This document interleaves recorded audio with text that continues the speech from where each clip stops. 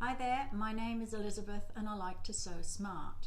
And before I begin a project today, I would just like to say thank you to all the people who have subscribed to my channel because I find it very encouraging and I absolutely love your feedback. So keep up with that. Today is going to be the last of my Christmas projects, number 4, and it's going to be a party favour bag for your Christmas dinner table. Today's project is a little party favour bag. I made these in a purple fabric with a cream lining because that was the colour of my table for the party, but you can make them in any fabric you choose.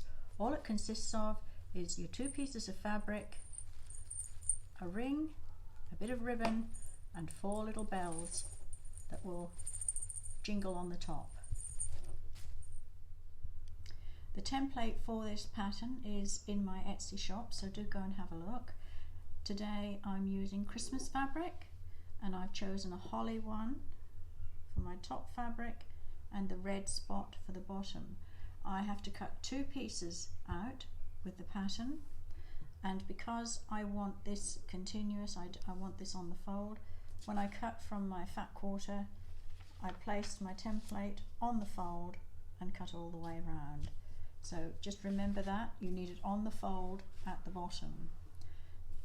The next step is to mark at the base of the point here. You'll just mark a little piece from here to about here because that's the place where your ribbon is going to be inserted before you stitch all the way around, just here, leaving a gap there.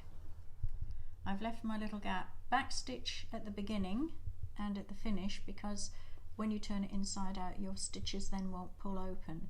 Now don't be concerned if you see there mine's a little bit off, that doesn't matter because you're going to sew the bell onto the end of that. But clip in here, make sure you've got a 1/4 inch seam and just clip on the corners there, snip the corners off so that when you turn it inside out you get a nice point. So now I'm going to turn it inside out and press it nicely. I've turned my work to the right side and pressed it. There's the little gap that I left. Now before I top stitch anything, I'm going to insert the ribbon on the ring into that little gap there, just past the corner, and when I top stitch around it will catch the ribbon in and it will close the gap that I left to turn my work to the right side.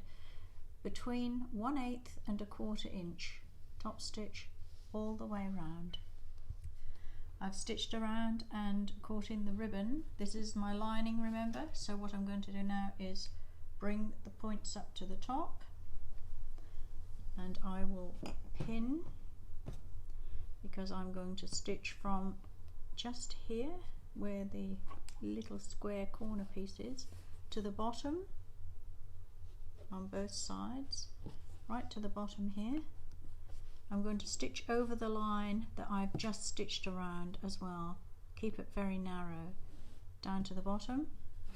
On this side as well, leave the center, and then I'm going to turn it inside out and show you how to box the corners. So I've stitched down here to the corner here, down to there.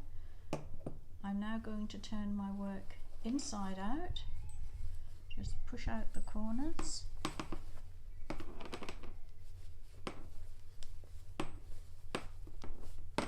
But this time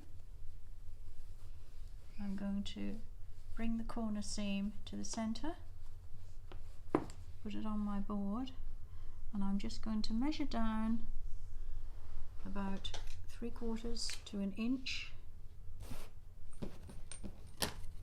across there. Because I'm going to stitch across there, double stitch across there. This is my friction pen, it will iron off. I'm going to do that on both of these corners, and then that will give, when I turn it to the right side, you'll see it gives a nice boxed effect. If you have any problem doing that, if you look to my handy hint number 14, it will show you how to do it. You can see I've stitched my 2 little triangle pieces in the corner on the lining side. Normally I would cut them off and just overlock those little pieces, but because this is small, I need a bit more strength in the bottom to make this sit properly. So if I turn it to the right side, there you see, it sits really nicely, has a nice square bottom. All that remains for me to do now is to stitch the little bells onto the tip of each of the points. I've stitched my bells on the top of the points. I've just put a little bit of stuffing in there, so that will help. All I need to do now, bring my ring out